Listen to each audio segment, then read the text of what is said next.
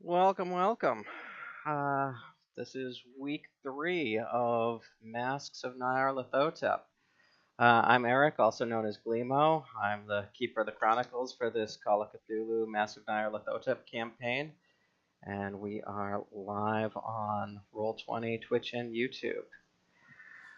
It's been a couple good weeks for me. I was out in Napa last weekend. Beat up my liver slightly more than usual, so that's a plus as far as I'm concerned. Uh, Back to the grind now. What's everybody else been up to? Bill, how's your last couple weeks been? It's kind of been working camp and kind of the same old, just continuing on. Yeah, so keeping the uh, keeping the family have a roof over their head and having a camper over our head on the weekends, which is nice. So Always a plus when you can manage those two things together. Carl, what's going on? Not much. Hold on a second. You guys hear me? Yep. All right. You can hear you. Yeah. Not much. Same things. Work. Managed to log my third consecutive sub 25-minute 5K race this year. So Nice. not a fluke. Fitbit said I actually managed sub 24, but official race timing would disagree with that. So who knows who wins? If it's official, it wins. Obviously, they're never wrong. It is what it is. So yeah, one more on Thursday, and I'm done for the year. Alrighty. Cool. George, what's going on? Oh, kind of same old, same old. I caught a nasty cold early last week. So just haven't been able to shake it. I think it might have had something to do in part with the sudden weather change in Massachusetts. But other than that, not too much. You mean the 0 to 60 back to 80? Yeah, something like that. So the normal weather. Yeah, it went from cool to hot to cool, and now it's back to hot. Alrighty. Matt, what you got going on? Well, it's basically the same old, but I did celebrate a couple birthdays. Actually, there was one yesterday and one the day before that. So, although the one yesterday I had to be the DD, so it wasn't as enjoyable, Yeah, I had to be the Desi, as the Australians call it. Yeah. Happens to the best of us. Yeah, but yeah, and yeah, and also, ooh, look, fire! Oh, Whoa. Yeah, Okay. I literally just found a lighter.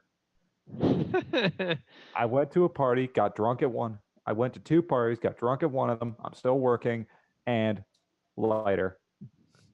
That's pretty much my week. Or two. You just need some power ballads to go with that. Yeah, just play some Blind Guardian power metal or something.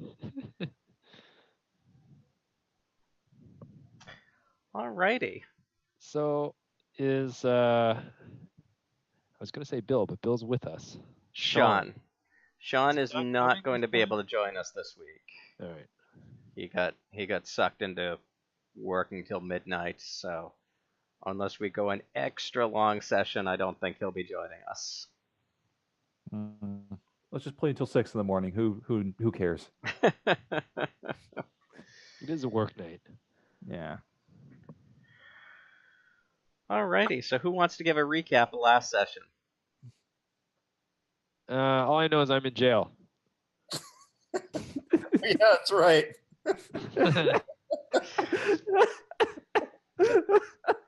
The session did take somewhat of a left turn, and Jesse is in jail. Yes. We could party wipe at any time, and no one might remember the details of like who the last zombie's name is, but don't remember this.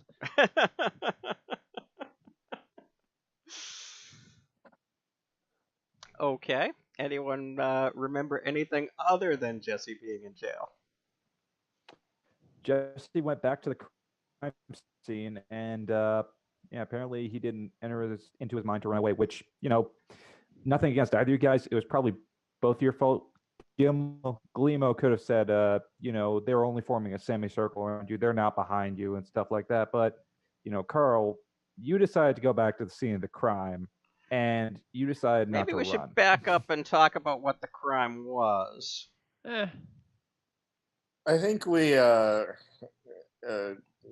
leaving off from the session before, we secured the professor at the hospital and then went to confront our purported employer, who turned out to be some kind of eldritch horror or possessed by one or something like that. And we barely managed to defeat him by injecting him full of drugs. And there was a lot of gunplay, which upset the hotel owner and her police son or something like that.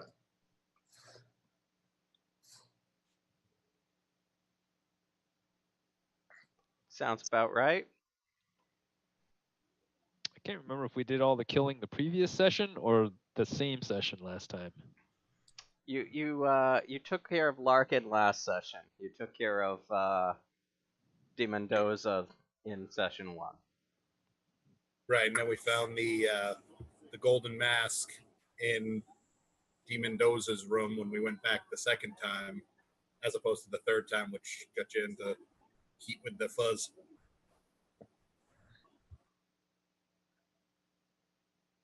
I'm sorry. I just thought of something really immature. It would be really funny if we just called him C. Mendoza. Get it? Steven. C. Mendoza. That's his wrestling name. I'm so sorry. That was a tangent. Lucha But, Libre. with places like Lake Titicaca. Well, It is hard to take serious. Oh yeah, totally. we can still sort this out though, because he did technically die of a drug overdose, Oh yeah, totally. and he's not a local. So if we just, I think we said that if we just kind of paid for repairs to the hotel and made a bribe or something like that, we should be able to spring Carl from jail. Okay, that makes sense. And then If all else fails.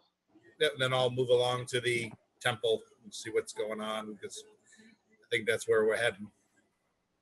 Yeah, just hustle on over there, because this prologue is lasting 3 sessions, and that's too long. God damn it. Yeah, but anyways, if all else fails, you got muscles over here. Alrighty. And we've lost Bill. Well, this is off to a great start, isn't it? Hold on, it's the webcam. Okay. I still got my headset's still working. That's good. I engage in an average of 3 teleconferences a day at least at work, and none of them go right. It's always something. I'm just gonna duck to the bathroom. I'll be right back. It's too much information. While Bill's sorting out his webcam stuff, I'm going to get myself a beer. Give me a beer.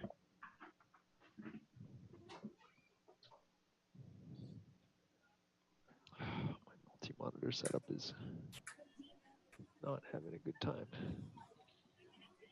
Yeah, it seems like every time I've got to go into settings and stop and start it from the actual control panel. Weird. It just decides to stop communicating with Zoom. The weirdest thing is that it seems to have dropped you in and out of the conference, and so now your nameplate's in the wrong place. So give me just I'll fix that while everyone's running around. All right, I am back. Sorry about that. Had to get some liquid refreshments. Not sponsored by Red Baron, by the way. Is that a beer? Yes, it is a beer. Oh. Yeah. It's a Red Baron Lime Lager. Tastes kind of like Corona, only more Canadian. Yeah, the weird thing is my webcam light stays on, so it looks like it's still broadcasting. It must be something well. with the app and it's not communicating correctly. And then a restart just fixes it. Yeah. It really needs to work on its communication skills. Plug it in, plug it and unplug it. It's the one that's built into the laptop. Take the whole screen right off. Have you tried rebooting? Take the tape off and put it back on? I don't know. Hello, IT. Have you tried unplugging it and plugging it back in? That's right. Unfortunately, it is the easiest path to resolving most issues. Yeah. That's what I did for my wife's monitor then earlier today. Helped me fix this thing. Didn't do anything. Plugged it in, unplugged it. Seems to work now. Coolio. Okay. Wow. So I'm gonna say that we're opening with Jesse in jail, and the rest of the party meeting up at Bar Cardano round dinner time. And as you're waiting, a man runs in and gives a note to Jackson Elias. And Jackson flips a coin to the man, who leaves just as quickly. And as Jackson reads the note, he gets a grim look on his face. It seems that Jesse's been arrested. My contact at the police tells me he was picked up outside the Hotel España in connection with Larkin's death. I think I can handle this. Wait here. It will draw less suspicion if we aren't all seen together. Make sure there's drinks waiting for us when we get back.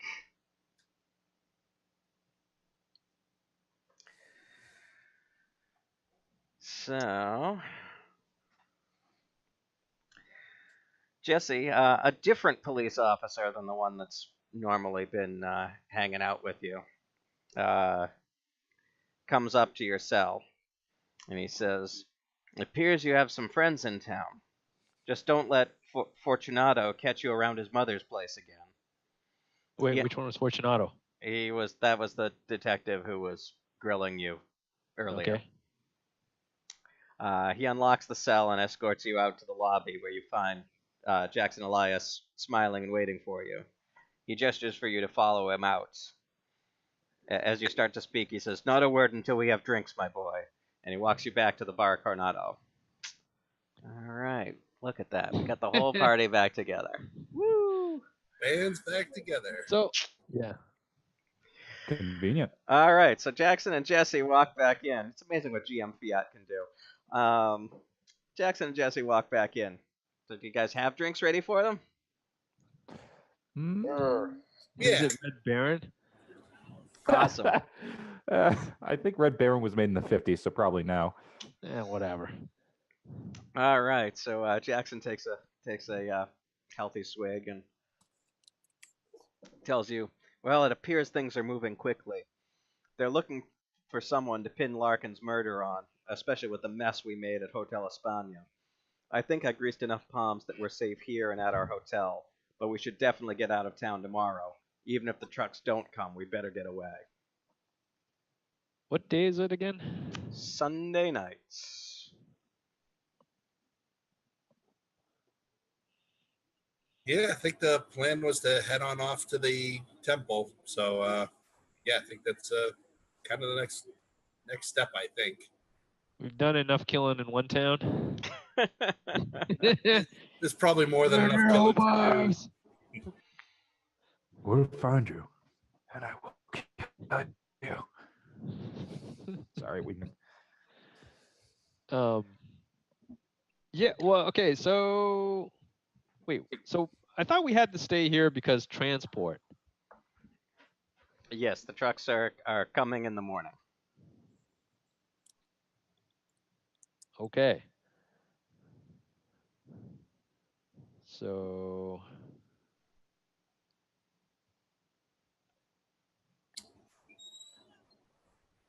Yeah, so I think we got to get our stuff together and kind of come up with a plan for what we're going to do once the trucks do arrive. We heading to the temple or just giving up on all this crap and going back home. Yeah, I mean, out of character. What is the what is the character rationales everybody's using to? I guess what is the rationales for everybody doing this? Money? Yeah. I'm For me, at least. looking for Truckload of money. I'm looking for answers to what happened to my mining community by exploring any and all lore that comes across my path. I'm looking for money, and so I'm quite dismayed that our boss is dead. I'm wondering how we're going to get paid. I was dismayed that he was a vampire, so yeah, one less threat in the world. Yeah, but we're not paid to deal with that, I don't think. Well, Larkin did say that there was a lot of golden treasure at this temple that we're supposedly going to find. And I will say, he probably wasn't going to pay us. He was probably going to kill us. That was kind of my thought. It looks like he might have been preparing us to be lambs for the slaughter. Yeah. He is the shepherd and we are the lamb. So I think I'm gonna. So yeah, I did the money thing too, but I think out of character, I think I'm gonna retcon a little bit because it seems insane that you would keep doing this just for the money. So I think I'm doing it for the money, but also to kind of prove that he can make it, or Jesse can make it as an archaeologist on some level. So and my it's not character just about the money, because that's my insane. character. Sorry, I keep thinking you're done talking, but then split second later, oh, I'm gonna keep talking. It's just my fault. But No. yeah, Alejandro's basically just like he does it for the money, but it's to feed his family. You know, he doesn't. Construction doesn't really pay that much, so he's gonna do this shit. Yeah. And Jesse's also kind of a freeloader in the sense of just kind of wandering and getting into stuff. And I think at the beginning of the game, maybe we'll see how this changes. Like it's more of kind of like, stuff will just kind of work out, and then along the way, like all Cthulhu investigators eventually. Yeah. I don't know. And then It all goes eventually you're just too insane to know better. Just freaking bonkers. All right, sorry, back. All right, because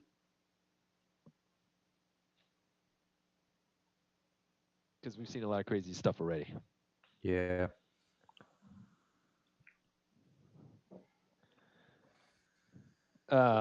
So wait, is it evening? It is evening. All right. And the trucks are due at 8 a.m. tomorrow morning outside your hotel.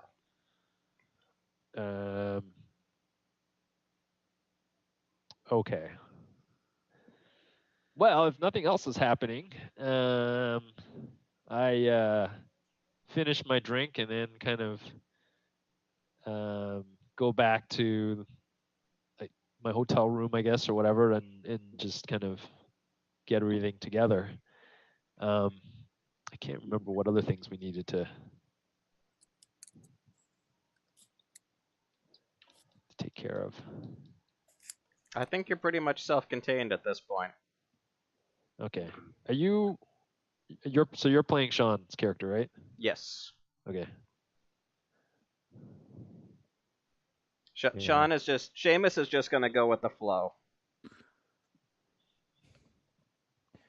Yeah. Go with the flow, but you know what they say, don't cross the streams. Pretty much. So Jackson's got the contacts for the transport? So Larkin had set it up, but Jackson seems to think that if something goes wrong, you know, he can maybe pull something together. What could go wrong? Okay. Um,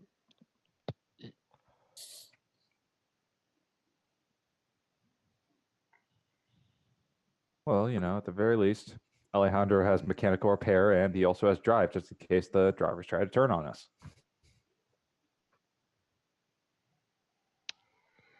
So pretty much all you guys just going up to your rooms. Yep. Yep, I think it's time to call it a night, get a good night's sleep before we need to head on out. Alrighty. looking to see if there's any other. I don't think there's any other things I need.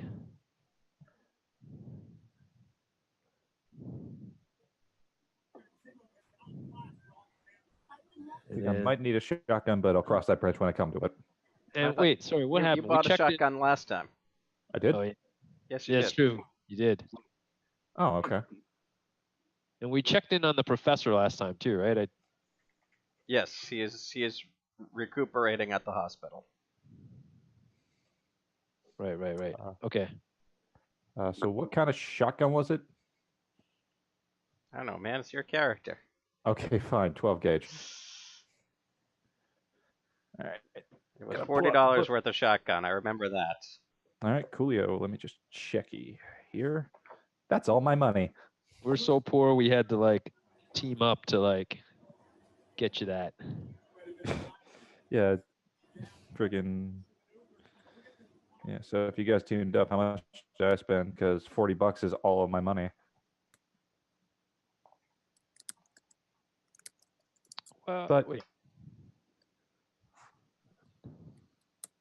That's your cash? yeah, $40 is the only cash that I have. Is that so? How does this work in this? Is that an actual finite number, or is that just a number that you get every week or something? It's your on-hand money, but you can. This isn't a game of accounting, so I'm gonna be pretty fluid. If you guys need stuff, then if it's not bonkers off the wall like you're trying to buy a tank, then we'll probably find a way for you to pull it together. How much does a Sherman go for? That seems like something we'd steal. Maybe in Pulp Cthulhu that can make sense. I don't think Shermans have been invented yet. That's true too. True. He was a World War II general. So. Oh wait, this is 1920 something. 20s. Yep. Yeah. Sherman was a Civil War general, but the M4 Sherman entered service in 1942. Yeah.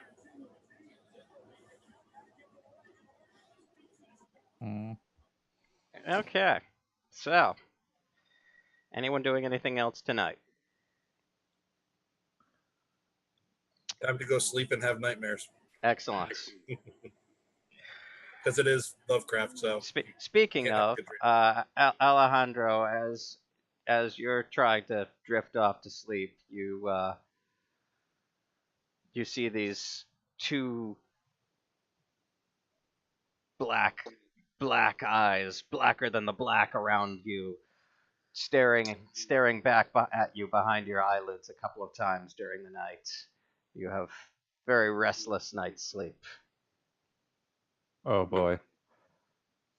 Yeah, wait, didn't we recover some kind of artifact and tried to look at it? You did. Yeah, I've got indeed. the golden mask, and the golden mask. They had the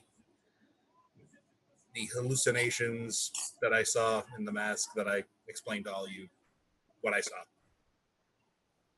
And I tried to look at it, but I failed to look at it, so. Okay. Morning comes. You meet downstairs at 8 a.m. And miraculously, something goes your way. The trucks have arrived. Are they awesome trucks? I wouldn't say awesome, but they're trucks. There's 3 of them. Tonka trucks. And the lead driver, in Spanish, asks where Senor Larkin is. We say Senor Larkin has fallen ill. It's not a lie. And I do believe it. So unfortunately, he's not going to be making the trip with us.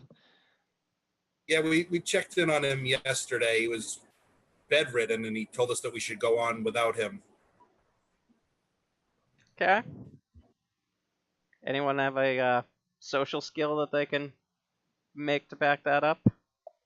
My character has intimidation, so it's just gonna be like, it's none of your business. It's none of your fucking business where he is. The point is, we're going butt fucker. But I'm not actually gonna do that because that just wouldn't make sense. I have charm 55. Sure.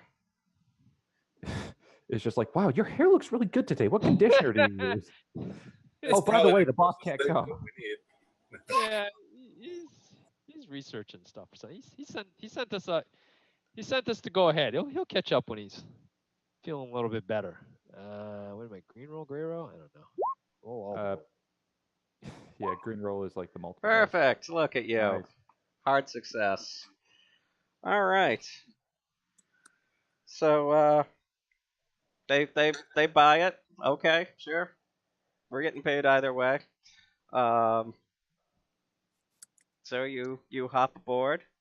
They tell you that it's going to be a 3-day journey to Puno. So the first night you stay over in the city of Ica. It's smaller than Lima. It's around 75,000 people.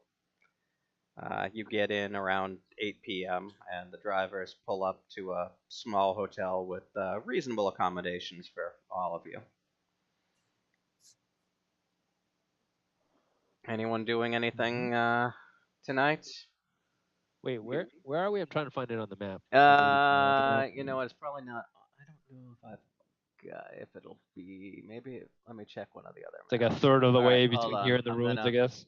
Yeah, hold on. I'm gonna.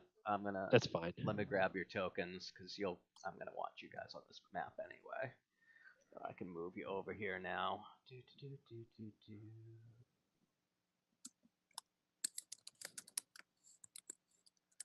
Okay, so right under Jesse is Ica.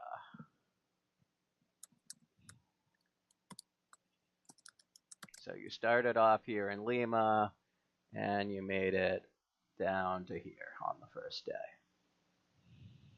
So you kind of went along the coast here, down to Pisco, and then went inland, and now you're here.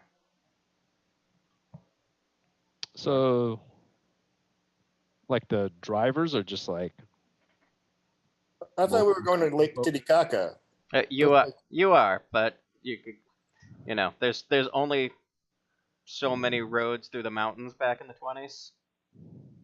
So you're gonna go from Ica down here along this dotted line here. So you're gonna go from Ica to Kamana up to Puno. And then we could take a swim in Lake Titicaca. Yep. Awesome. Yeah. Which flows into Lake Poo Poo over here. One thing I remember from 8th grade social studies. Wait, there's that. Most Wait, you mentioned this, right? There's actually a lake called Lake Poo Poo connected to Lake Titicaca. Yes. I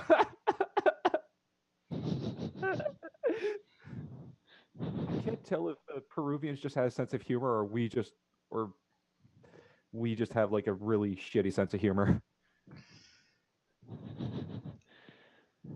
Everything is just a joke. It's all dick and fart jokes. Yep. Yeah. Well, they named it Lake Titicaca. They had to know that English would be a language. But yeah. Okay, so you Change your name to are here. Are the drivers just like local folks? Yeah. I guess. How did they? Well, they're just like basically Peruvian Uber drivers of the 1920s. Are they like related to Larkin at all? I asked them if they've worked for him before.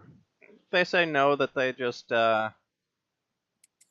that he just they advertise locally and he hired them, but this is the first time they've worked for him.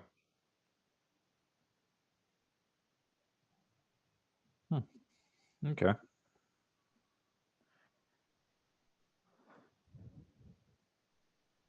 Asked if they've heard of anything strange happening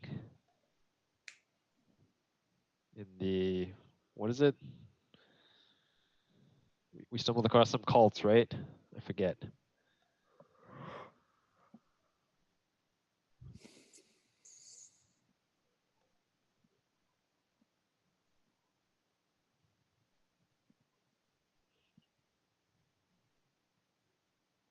What are you looking for? Oh, I mean, just I make small talk along the way and just see if they've heard of any of these local legends of, I forget what we ran into, like we ran into some cult already. What was the shit? Do you guys remember?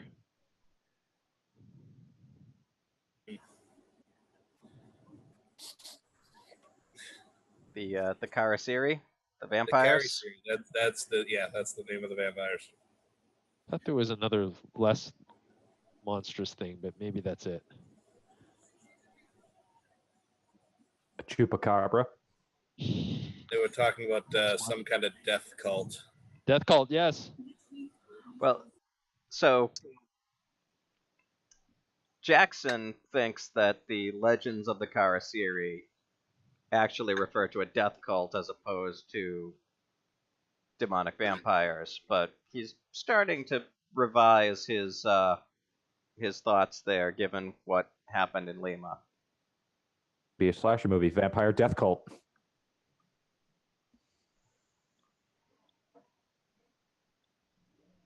Okay. That was my stupid joke. You guys got any more? Wait, what? Sorry, I just said like that could be a slasher movie, vampire death cult. Oh yeah. Yeah, it's like I Sharknado don't only. watch very much horror. Yeah. But yeah, you can do that. Yeah, I know we can't really come right out and say, "Hey, you guys wouldn't happen to be members of a death cult, would you?" Oh, I don't know if we'd say that. Like, Hey, do you guys make up? human sacrifices at all? because I'm Nothing. really into that. And like you push the roll and fail, it's just like, it really gives me a boner, dude. I know, but that's what happens when you fail a push roll. People just think less of you. All right. I assume we didn't see anything particularly remarkable, or you would have told us. No, it seemed to be a fairly quiet drive along kind of uneven roads along the coast here.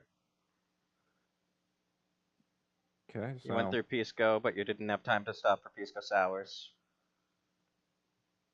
Also, I'm Of not sure course, that those but, were invented yet, so you but, didn't have time to stop to invent Pisco sours either. So we do just go make our contribution to history and invent the pisco sour. but I am going to ask, when I bought my shotgun, did it come with like a bunch of shells or did it just come loaded with 2 shells?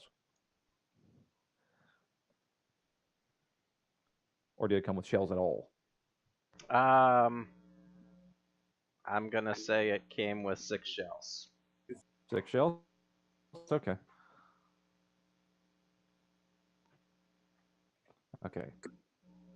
Sorry, it's a very important detail. But yeah, since I have 6 shells, I'm probably not going to do anything really. I'm just going to rest up. Hope my family got out okay. Well, I don't know. I guess if nothing else interesting is happening, Jesse takes it easy and grabs some sleep while you still can. While Yeah, we're I would trucking say along. after a bouncy day of traveling, it would probably be good to get some rest. Alrighty.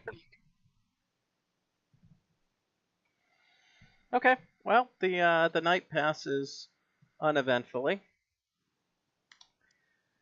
The next day, you kind of go a little bit further inland, and then eventually make your way down these hills here, and back to the shore, and you go along the shore as far as Kamena. Kamena is a small town of about 7,000 people. It's just off the coast of the Pacific, and tomorrow will bring you inland and up into the mountains. The drivers tell you. Nice. Alrighty then.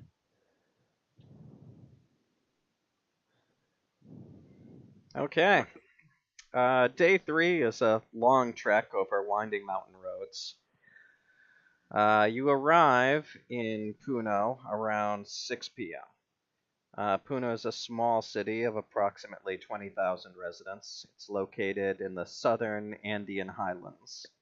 It stretches back from the shores of Lake Titicaca up into the overlooking hills, with the more prosperous areas located closer to the water. The majority of the buildings are low 1 or 2-story structures made from stone or brick, and the streets they line become increasingly narrow and more maze-like the further uphill one goes. The center of the city is dominated by a broad plaza ringed with neat greenery and trees and overlooked by the imposing edifice of the Cathedral Basilica of St. Charles Borromeo. And I am going to need all of you to make con rolls. Okay. Let's see how this works. Oh, look, I succeeded. Let me make one for Seamus. Extreme success. Nice. You actually gain 2 hit points. Oh, all right. Seamus fails, Bill fails, Alistair fails. 50-50, here we go. I Oh, failed. All right, so all of you that failed, you are feeling really tired and dizzy and a little bit nauseous. And Jackson kind of looks at you and says, "Oh, you guys don't look good. It looks like you might have altitude sickness." Altitude sickness. What the heck is altitude sickness? Well, when you go up this high that fast, you sometimes don't acclimate to it so quickly. Mechanically, that would mean that you would take a penalty die on all combat checks, but you can make another con check tomorrow and see if you can acclimate. How high up are we? Tutorial mode off. I ask how high up we are.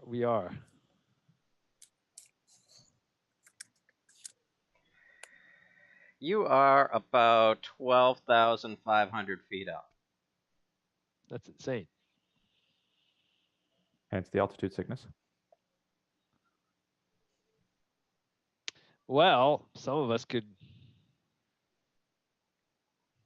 I don't. Jackson. There's a lot to go with that. Hypoxia could cause delusions and stuff too. No, I'd never do that to you. This is all going to be a dream. Depending on how fit we are, anything over 5,500 sea level is a thing.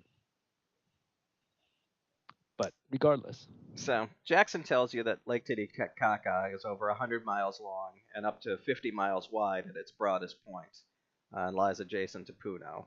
And that makes it the largest lake in all of South America. It straddles the border of Peru and Bolivia. You're over 12,000 feet above sea level. It's considered the highest navigable lake in the world. The waters of the lake are brackish due to evaporation, and it's home to large fish populations, thick growths of reeds. The area of the lake nearest Puno holds dozens of floating islands. These man-made structures of platforms of reeds and mud are large enough to hold several reed huts. These house small settlements of the Uru people who fish the waters. The drivers drop you off at the Hotel Santa Maria. They tell you they've been paid to stay in the area for 2 weeks at the local hostel, and then we'll head back to Lima. If you're going to be longer, you'll need to pay them double to extend their stay here. Although, if the expedition's a bust and you want to leave early, just show up at the hostel and they'll be happy to take you back to Lima. It's mighty considerate of him. Jackson handles getting you all rooms for the night. He tells you that he has a contact in Puno who can help pinpoint the location of the pyramid. He's going to go ask after her, and he'll meet you in the lobby bar in about an hour. Okay. All right. Do they have any bottled oxygen? They do not have bottled oxygen. A little They have Perrier. They have some bottled carbon dioxide in the beers, but Yeah, that's not helpful. Yeah, just freaking. Yeah, but Alejandro is actually going to do something kind of weird. You know, since he has an hour to kill, he's basically just gonna do some prowl the streets for some street toughs. You know what I mean? You know, people that kind of look like criminals. The kind of people that won't go to the police if you beat them up. I want answers. Okay. I don't know what the questions are. Where are the other drugs going? 42, man. 42. What are you? I'm gonna need. Bears and rabbits. Sorry. Well, let's see. There's not streetwise in BRP, so I'm gonna need. I guess a luck roll to see if you find who you're looking for. Nope. Yeah, I don't. this seems like a really nice town. There doesn't seem to be a big criminal element here. Not Okay. really a big enough city to have an underground, at least not that you can find in 40 minutes of looking. Yeah. Okay, I'm just gonna give up and go to the lobby. Yep, I'm going to meet up in the lobby at the required time. I'm gonna pass out. Yeah, head to the room Try and get up. until time. Okay. All right. So an hour later, Jackson returns, and he tells you it's as I feared. My contact Narya has gone into hiding. She's something of a local wise woman. They call her a Yatiri. She helped me with my initial research into the Karasiri. I feel ashamed now that I wrote off so much of what she told me as folk tales. She's now hiding with friends on one of the floating islands on Lake Titicaca. I've secured a reed boat, and we should be able to reach her in 30 to 40 minutes. Would you accompany me? I don't wish to make this trek alone, especially since the sun will be setting shortly. Yeah, I'll get strapped and go with her. Yeah, I'll get strapped. I'm gonna grab my shotgun and then I'm gonna go. Is it okay to carry long arms now?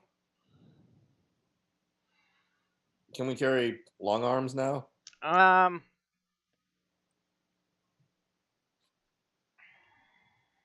If This not, is I won't bring mine. This is a small town. You might get some odd looks if you're carrying them around, but they probably won't hassle you too much. Yeah. Keep in mind, we're way up in the mountains. This town, like those of you who are white, you're probably the only white people that these people have seen in at least a year, maybe longer. So you could just be those weird eccentric Americans. Yeah. This is like the Spanish or the South American Ozarks.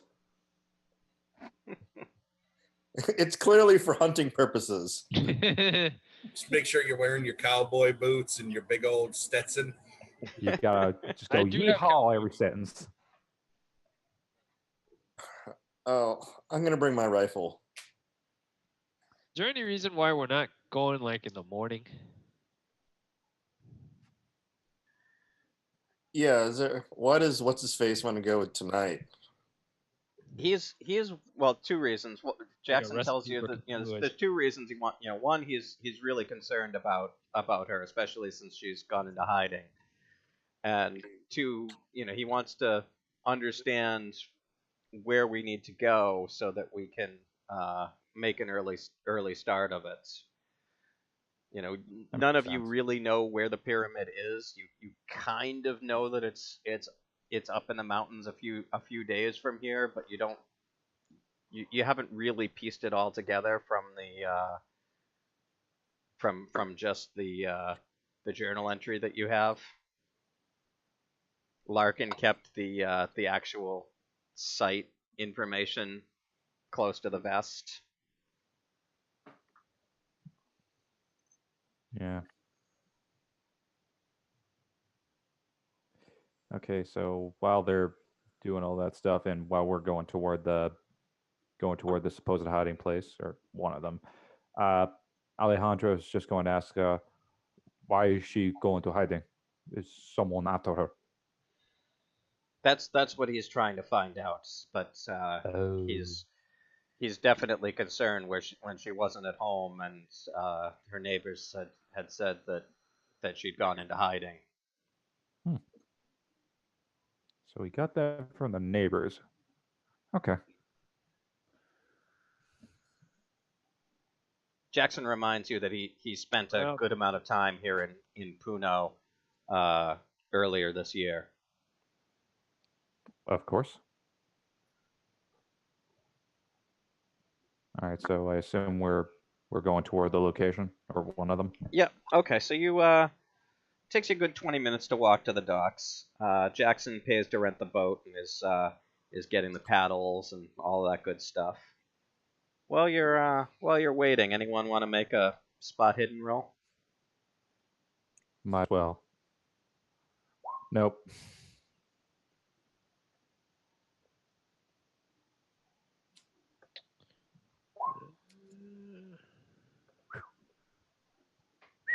All right. Oh, good job. All right, all right. So Martin is the only one that notices that there's a couple of people that there's a middle-aged woman and a teenage boy casually loitering nearby. But Martin, you notice that they keep kind of glancing over and stealing furtive looks over at Jackson. I'm gonna take my rifle and my rifle off safety and just kind of take it off of my shoulder and just sling it or cradle it in my arms. All right, you do that. Okay. And while they're giving furtive looks, Alejandro's going to give his best mean mugging impersonation. He's basically just going to scream at him, like in Spanish, obviously, like it's like, "Hey, your eyes are stuck. You might want to get that checked out." All right. Well, you managed to. They kind of look freaked out and scamper off. All right. Jackson kind of looks at you guys and goes, "What was that all about?" I think they were looking at us, sir. At least that is what Martin. That's your name, right? Yeah, Martin said. Appreciate the looking. Oh, that can't be good, but nothing for it. All right, let's get moving. All right, so you paddle out, and after a few minutes, you reach the floating island. There's 8 people on the island, and the rest of the occupants look a little bit wary about a boatload of strangers. Several of you with long guns approaching, but Narya, an older woman, recognizes Jackson right away and tells everyone not to worry, and tells the host that that you guys are friends. So here's Narya's tile. Kind of creepy looking. I'm getting more worried.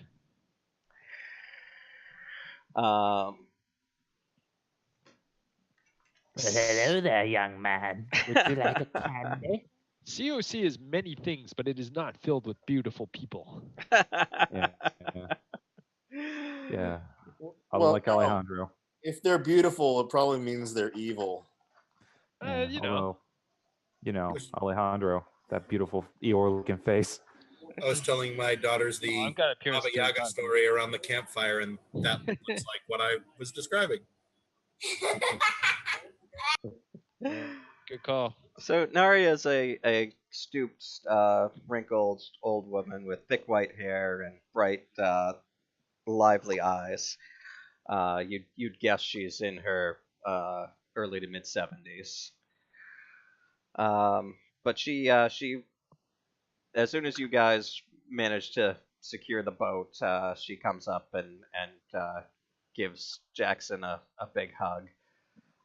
Jackson tells you that Narya doesn't understand English and offers to help translate for those of you who don't speak Spanish.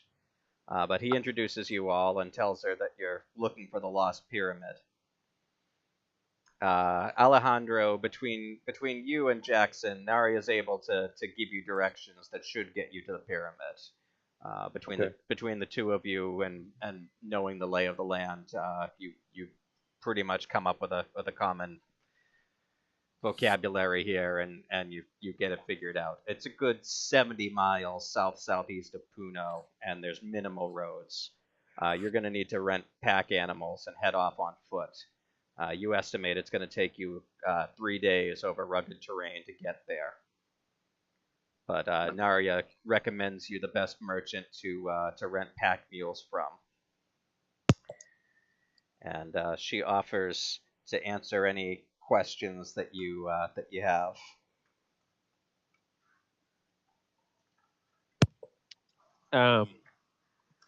I say in my probably not great, but hopefully passable Spanish if we're keeping the conversations fairly basic.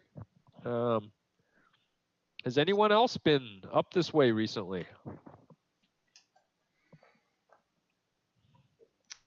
Says, well, you're the only strangers in a while. Any non-strangers? She says that she went into hiding because of De Mendoza. She had warned Elias that she thought that De Mendoza was a Karasiri, and after their last conversation, she noticed that people were watching her, and she got freaked out, and so moved to the floating island. Yeah, good call. I'd like to know a little bit more about the Kari Siri. Do they have any weaknesses? And if we do encounter them, how can we defeat them? So she explains that the word Karasiri comes from the term for carving something up with a knife. She tells you that the Karasiri are known throughout Peru and Bolivia, although their names and descriptions change from region to region. The archetypical Karasiri is a tall white man wearing a wide-brimmed hat. He carries a long knife that he uses to butcher people and steal their body fat. Alternatively, he may drug people and extract their fat using magic or strange tools, leaving them to die slow, lingering deaths. The stories that she's heard firsthand tell of a Karasiri who sucks the fat out with his mouth like some kind of human leech. She knows that people in the area were quick to accuse the conquistadors of being Karasiri, stealing the fat of locals to treat their wounds or grease their weapons. Later tales told of Karasiri priests using stolen fat to make holy oil as an offering to their gods. The main common factor in all these stories was that the Karasiri were white men, usually Spanish. But she's looks very concerned as she says this next part. She says that since she pointed out Luis de Mendoza to Jackson as a suspected Karasiri, she believes that she's been followed. many of the people that she believed to be following her don't fit the classic description of a Karasiri. They look like native Peruvians. So this means that either the legends are incomplete or that their influence is somehow spreading.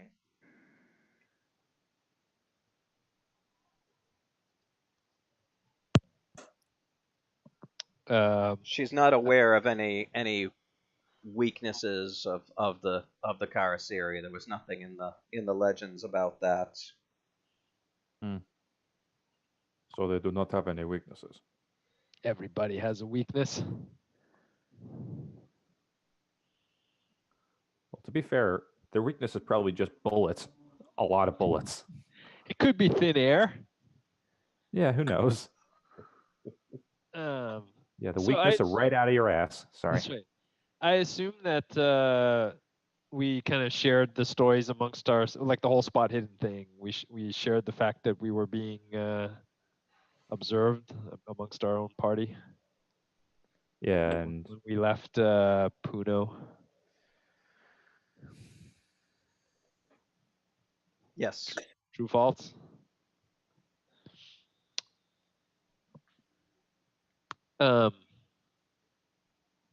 So I don't know. I guess I just say like, yeah, we that would explain the interested onlookers when we departed.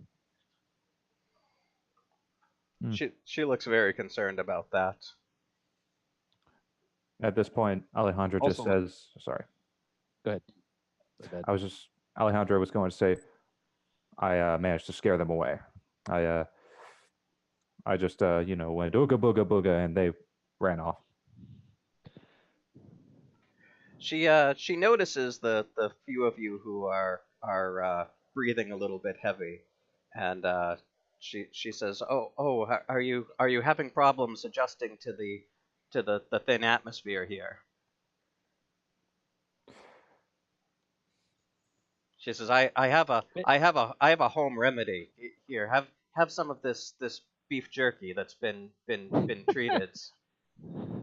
Have some beef jerky and breast she milk. offers it to you to Jesse.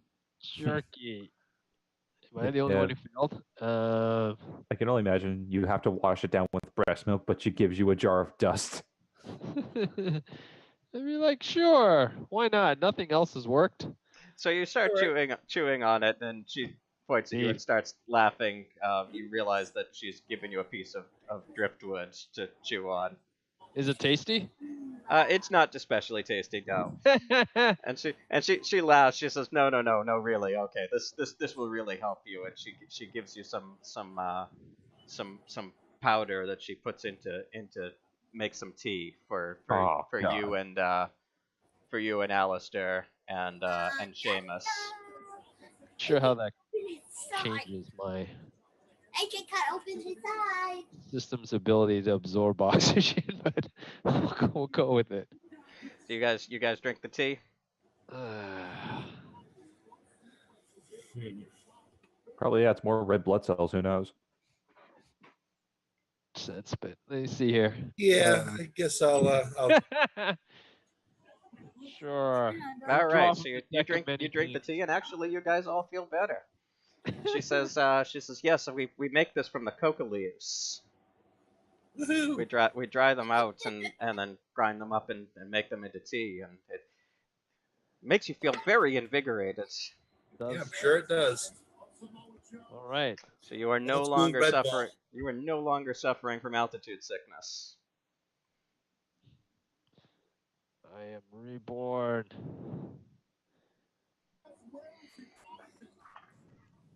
Did you want to ask her anything else? Feel like $1 million. Feel like we could do anything. It's all in the reflexes. We should market this stuff. Yeah. Game turns you want to go to the Ozarks? Drink some of this. Yeah, but I think Alejandro is just going to ask, do you know if any of those things will be at the pyramid, or do you know if anyone else is at the pyramid? Oh yeah, that's what I was trying to go for. So she can tell you the story that she was told as a little girl about the pyramid. Okay. She says what she was told was that an evil god fell from the sky and landed in Lake Titicaca. It crawled out and brought hunger with it, devouring all that it touched. The trickster hero Ekiku told the evil god where the most nutritious food could be found underground, showing it tubers and grubs. And Ekiku convinced the god from the sky, tempted by food, to crawl into an armadillo's burrow. He then placed stones over the burrow and trapped the god below. And Ikiku told the people that this was now a sacred site and had them build a temple over it, binding it in place with spells worked in gold. The god from the sky still lives under the temple to this day, and those who know of it are wise enough to avoid the tomb. Consequently, few, if any, people from Puno go anywhere near the pyramid, and it's become largely a forgotten site. What's the deal with the fat? She doesn't know. That's always been the story, though, is that the Karasiri suck the fat out of a person. Yeah. They really love fat chicks. I was gonna say what's all right. Well, that's gonna make me sleep a lot better tonight. Why do I ask these things? All right. So we got a lot of travel ahead, I guess. Definitely don't feel like starting that now.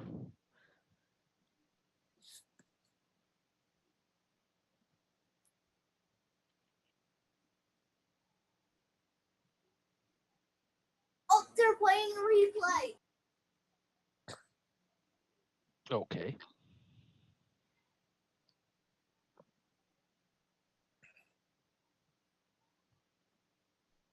So are we done here, or are we going back to the mainland? Yeah, Are you snuggling me? I think we're probably done here. She can tell you a couple other Sure. stories if you're interested, but otherwise you guys can go back to mainland.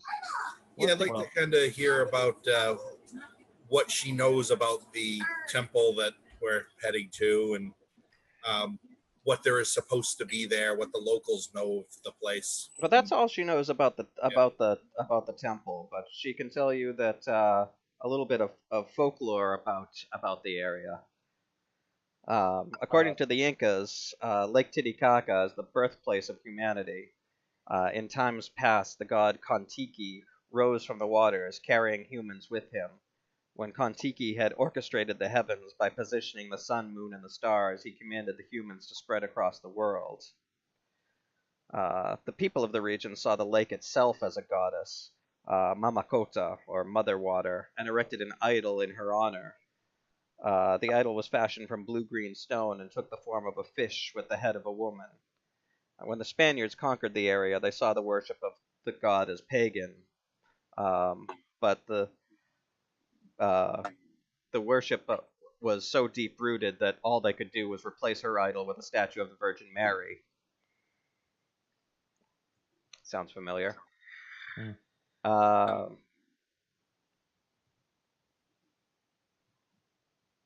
And she also tells you that she keeps calling you wanderers, but she says that wanderers should be wary of remains they may find in caves and on mountainsides, as these could be sleeping machukuna, creatures made from bones. By days, they work fields and fertilize crops. Some believe this to be penance for sins that the machukuna committed in life, as though their efforts and labor may regrow their flesh anew. They're not necessarily dangerous. They may seek out humans willing to give them food. Their main risk they pose is the wind that follows them, which is reputed to bring disease and bad luck.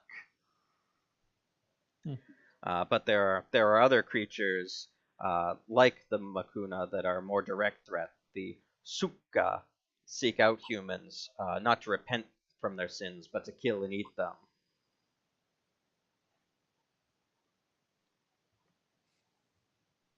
Okay.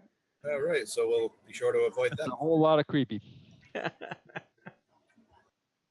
So Alejandro is actually going to ask, in case we do anger the god for whatever reason, what exactly is that god's weakness other than what do you Americans call it, gullibility? She says the chief thing that the god is hungry, and that's been in all of the stories.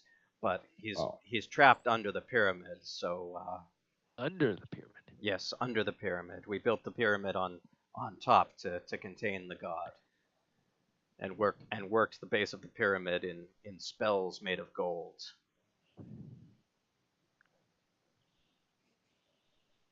Okay. I feel like I saw this in Dust to Dawn. Without George Clooney or Quentin Tarantino. It was. Yeah. As long as we can check out Selma Hayek first, they'll be all set. That's right. There was still Cheechmer in there for some reason, though. Yes, It was a weird movie. Yeah, it it was. was indeed. It's like two separate movies like sewn together in a weird. Like every Tarantino movie. I suppose. Yeah. Yeah. I don't know if I've seen too many other ones. Maybe I have. All right.